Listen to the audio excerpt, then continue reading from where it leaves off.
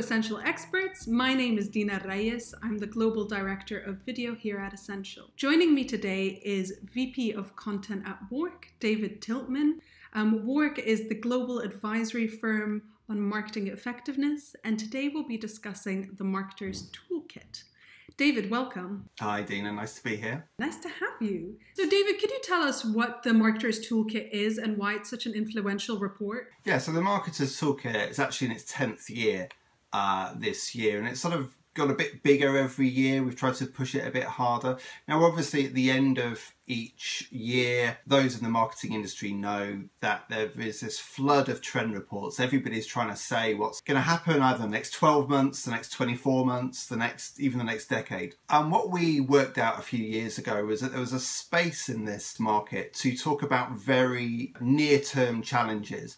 And rather than talk about very lofty, big picture things that might happen in 3 or 4 years, and there's definitely a place for that, actually just to engage with some of the very real challenges that marketers around the world are facing right now and try to give them some tips and some advice on how to overcome those challenges. And the way we've expanded it is to take it from initially just a sort of review of our own editorial content into something that's much more built with the community. So what we've done this year is run a survey of more than 1,000 marketing practitioners all over the world. That's agency and client side. This year we've included a Chinese language survey, so we've got our own data from China. We've also included, for the first time, a Korean language survey as well. So we've really tried to get input from across the world in terms of what's going on with our audience. And then to supplement that, what we've done is build more than 20 depth interviews with CMOs. So this is our team going out there, getting some of the biggest names in the world in terms of marketing, and really quizzing them about what's happening for them and their brands next year, the challenges they're facing, and any advice they would have for other brands in the same boat. So across that package, that then produces a very interesting look at what's coming up for the year ahead and some really actionable advice for how marketers can go and respond. So David, could you pick out some of the key trends from the 2021 report and what they mean to marketers?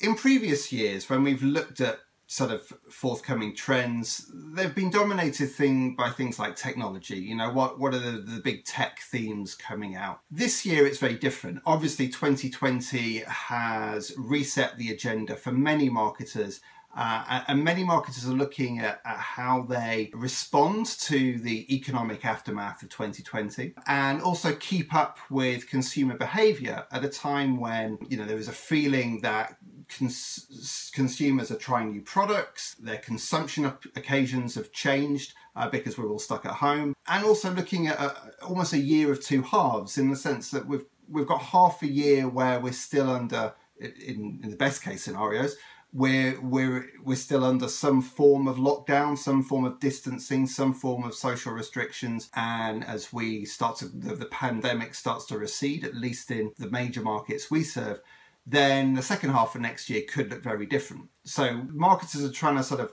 plan for the next few months, which could look very much like 2020, but then at the same time have a view of, well, what's going to come beyond that. Now, there are some very big trends coming out of the data that speak to that. So there is a big trend around hygiene, for example. A lot of people expect hygiene to still be a very prevalent theme across categories in the first half of next year, and actually for hygiene and wellness more broadly to stick around once the pandemic has receded.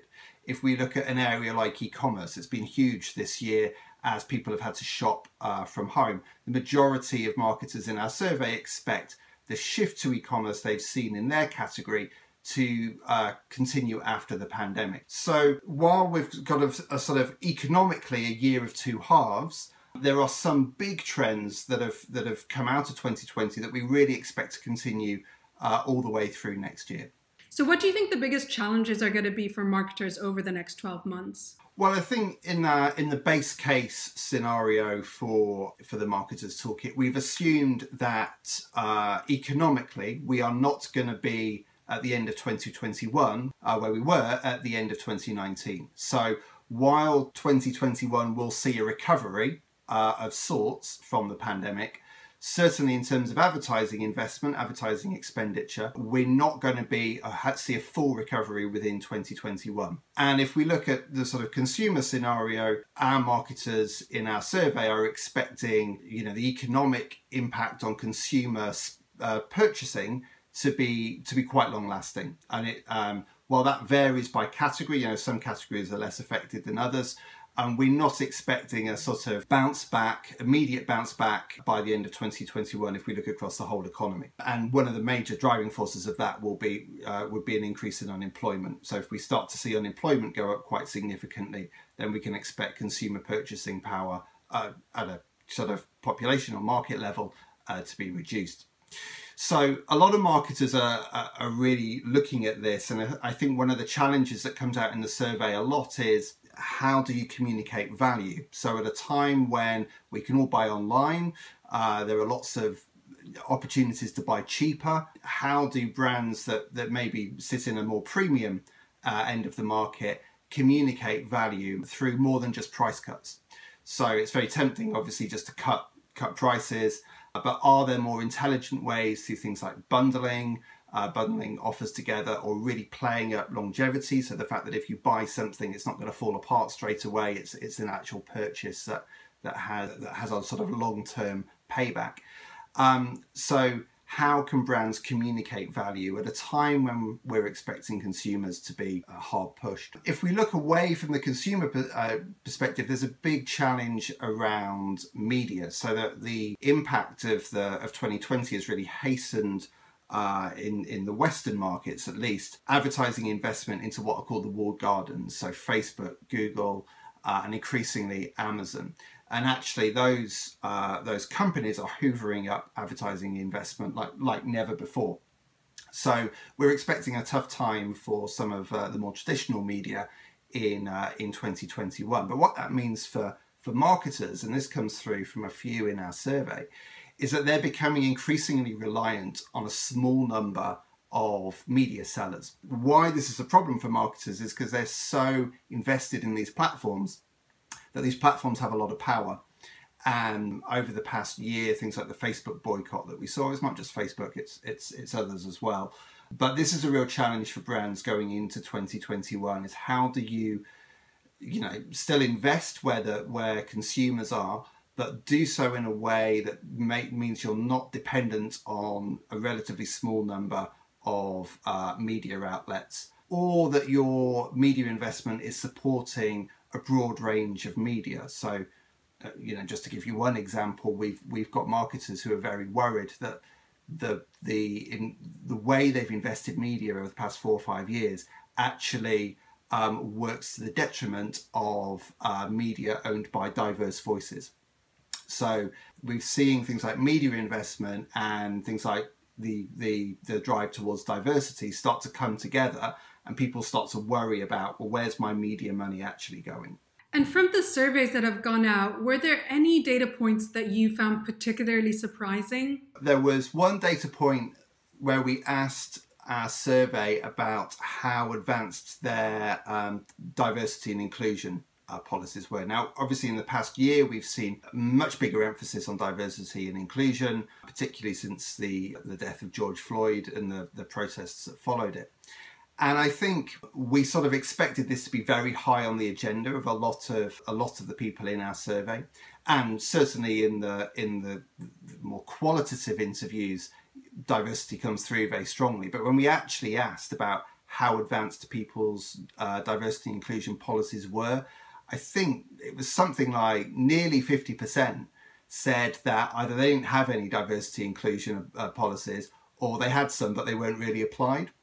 So that for me was a surprising and quite depressing statistic. Another statistic that was maybe less surprising, but really less surprising in terms of direction, but surprising in terms of scale, was when we asked people whether they were spending on brand advertising or performance marketing. And this is quite a big debate within the marketing world, is should you spend on brand, where you're building the brand, you're building fame and future sales, or should you focus on getting a sale right now. And the tactics you use and the messaging you use can be quite different. And there's been a big argument over the past 3 or 4 years that as brands have put more and more money into the digital environment, they've become more and more focused on performance and aren't building strong brands anymore. So last year we saw a lot of marketers saying they were going to push money back into brand. Now this year we saw that trend completely reverse, and many more, like a majority of marketers, were increasing investment in performance marketing. And that's not a surprise because of the economic environment. In a recession or recessionary environment, people are much more likely to look for short-term cash flow and really need to drive sales now.